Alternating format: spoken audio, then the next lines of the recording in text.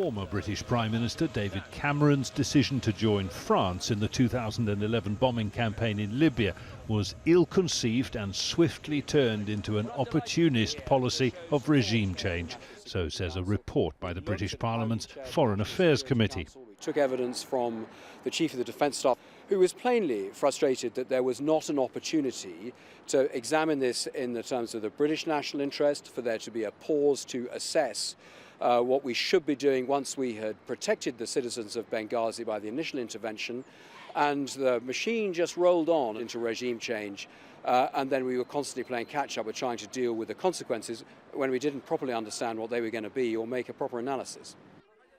The intervention was justified at the time by the need to protect civilians from the threat of massacre by Muammar Gaddafi's advancing forces.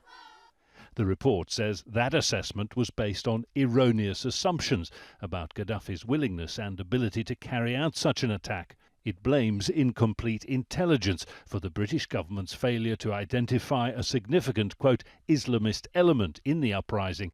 And it says Cameron's failure to produce a coherent post-Gaddafi strategy for Libya led to political and economic collapse, internecine warfare and the rise of ISIL in North Africa.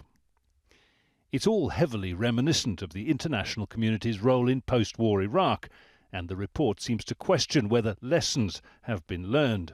Responding to the report, the Foreign Office has said that Muammar Gaddafi was highly unpredictable. He had the means and the motivation to follow through with his threatened attack on the civilians of Benghazi. And on the point of regime change, Minister at the time for North Africa and the Middle East, Alistair Burt, has said if you want to see what happens when a dictator is left in place to conduct war on his own people, you can look at Syria. The Foreign Affairs Committee found that alternatives to military action were not properly explored, one more in a long list of failings ultimately attributed to former Prime Minister David Cameron.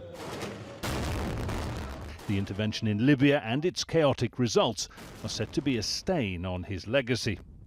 Jonah, Al Jazeera, London.